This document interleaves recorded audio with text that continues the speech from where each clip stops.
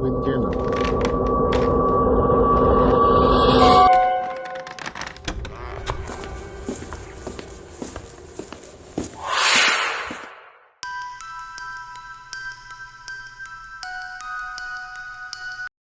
I should tell you about it. Maybe you know it already. The rise of the number of suicides, the homicides, the murders, the crazy people, and then those shambling things that came afterwards. I was there when we discovered the spores that had started this whole mess.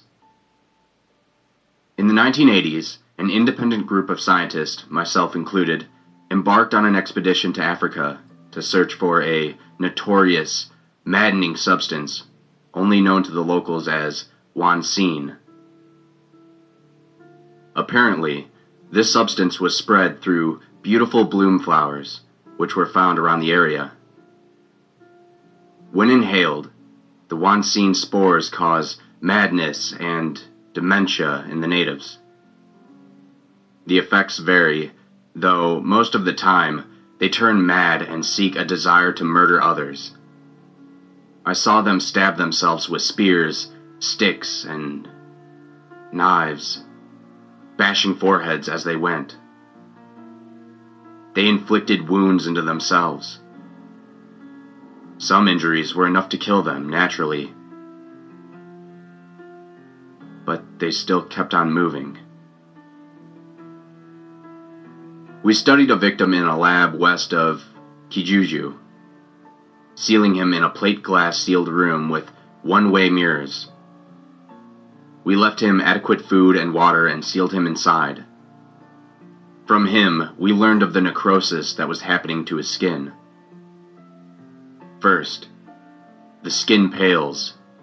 In this case, the native turned his otherwise dark-skinned into a dry, cracked gray. Blotches started to form, then sores.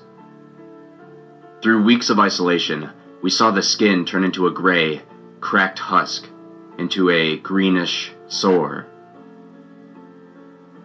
He kept blabbering on in his native tongue.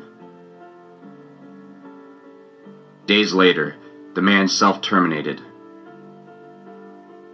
As he was being prepared for burial, we noticed that the corpse was twitching rapidly. It was too strange to be called necrotic twitching. It was as if the corpse still wanted to move. After a rapid succession of twitching, the corpse simply hung limp. We attempted another experiment, apparently that led me to my second discovery. The spores induced mutations in the body if tissue damage was severe. Apparently, the spores induced cellular reproduction within the bloodstream, creating cell after cell after cell. We knew something was wrong.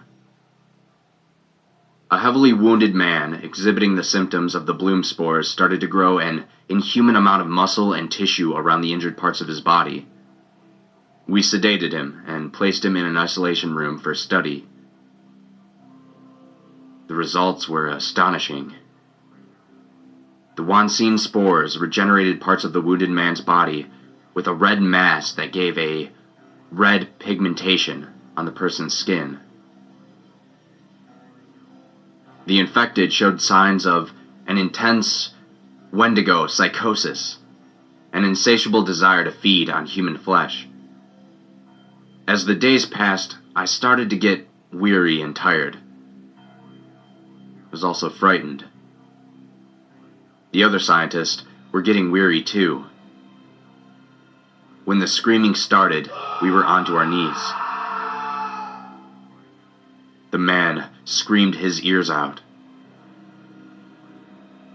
The screaming went on for days until we woke up, heard nothing, and saw a bullet hole in his chest. The reddish man lay there. I asked Peters, our hunter, if he had done the euthanasia. No, he said. Angel grabbed my gun when I was sleeping. We saw Angel, the researcher, curled to a fetal position in the corner of the lab, gun in hand. She was sobbing, whispering. When we examined her for cuts and bruises, we saw a bite mark embedded in her arm. "It bit me. It bit me. I can't believe it bit me," she whispered. "I wanted to take a blood sample from him, and he bit me, so I shot him. I shot him through the chest, that sick bastard. I shot him." We had taken every precaution not to get infected with the Wanseen agent, to the point of sterilization. Angel was obviously harboring the Stage 1 symptoms of the Wanseen complex.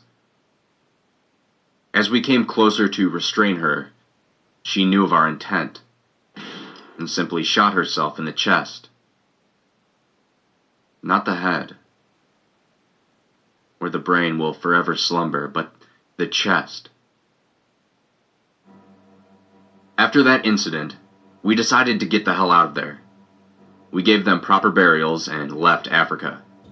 Due to my colleague's Native American ancestry, we decided to name the condition as the Wendigo Complex. But the thing was, the case was far, far from over. There was a final symptom discovered, and out of the 4, this was the worst. The necrotic twitching I spoke of before, it gets worse.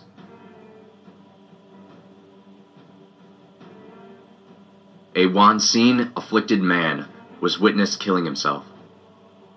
As the coroner prepared his tools for the autopsy, he found the man shambling towards the door, ribcage exposed. The man, gray-skinned and pupilless, let out a long moan before falling to the floor, viscera spreading around all over. We were frightened with the news of the reanimated corpse. Frightened beyond comparison, to say the least.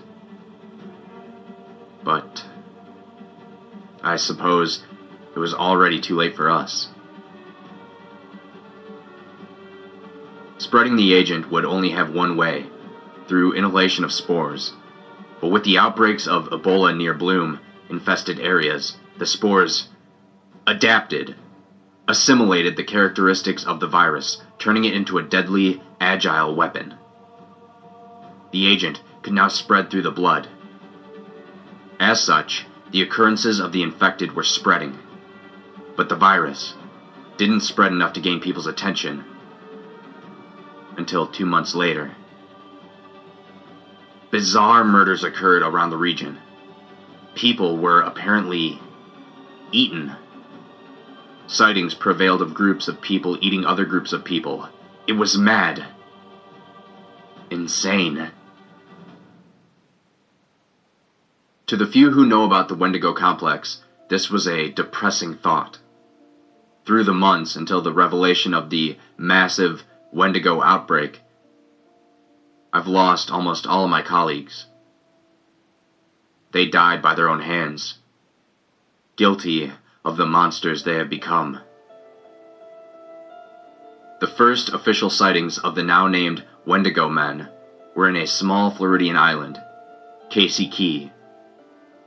But by that time, the virus was already spreading across the Americas, Europe, Asia, Africa, through birds and the like.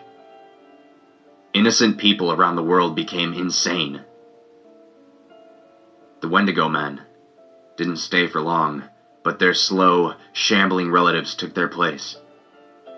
We, the remaining scientists who first discovered the Wendigo virus, hesitated to call them what they really were.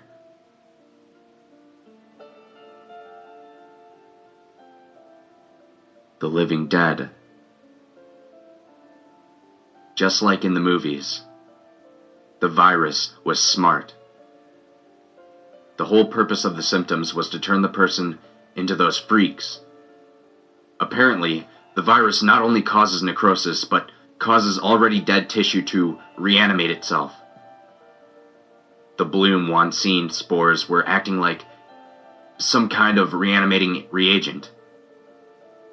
It was terrifying to think that almost everyone in the world was shambling stupidly, craving for the flesh of the living.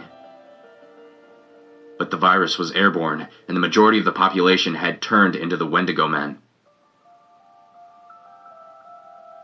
I don't know why I survived. The surviving group of scientists, myself included, were escorted by the convoy of the President of the United States towards an underground bunker in disguise of a farming ranch. We huddled up there, waiting for a miracle. I still remember the courageous, ambitious look on the President's face a decade ago. He was unfazed from all the horrors that happened around him. The soldiers looked up to him as a true leader of this band of Americans that were.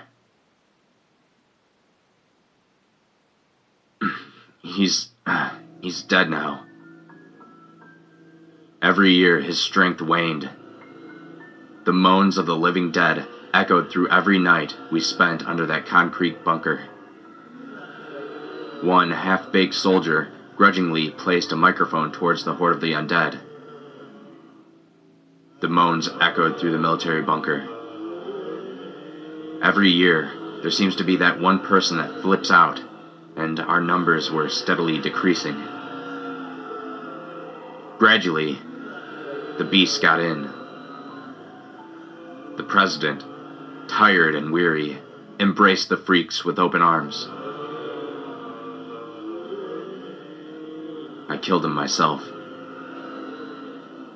He got a chunk of my flesh while I killed him, though.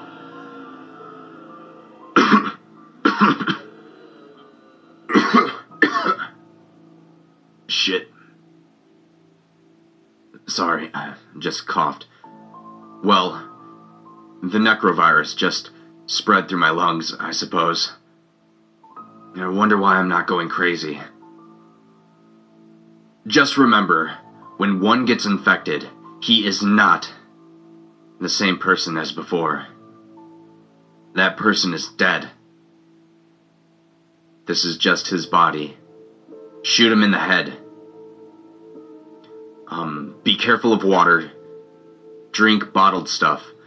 The virus is waterborne in some parts of America. Oh, what else? Necrosis. The necrovirus usually causes necrosis. Did I say that before? No matter. Just watch out for patches of skin that seem odd. Dry skin, itchy skin. If you read this... No. If you read this... I cannot tell you how common those words were, but I don't know. I'm afraid to say the other lines. I can't speak of them. It's too horrible. I can't. I just can't. What I'm going to become is 10 times worse than anything ever imagined in this world. I can feel it eating away my body right now. I'm dying. And I can't whimper. All my strength has gone to locking myself up. It's all for you. I stocked the closet at the back with supplies. A week's worth of food. My remaining boxes of shotgun shells, pistol clips, ammo, and 10 days worth of gas. Drive as far as Mexico, whoever you are, because they're going to spread. And then go to Antarctica. As for me, I don't know. Still, I'm dead. Deader than dead.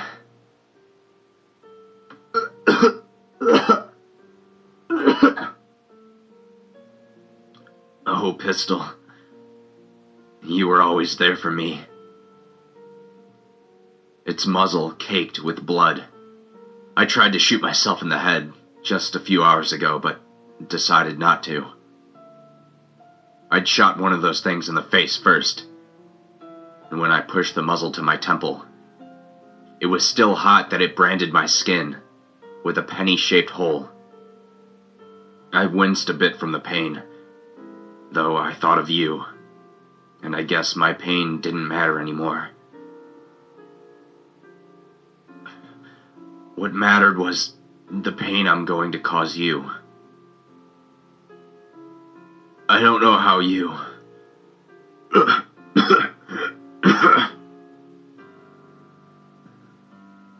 There goes my uvula. Look at that thing. Throbbing its last. It doesn't even hurt a bit. Even though blood just wells inside my mouth. I just need a little water or something.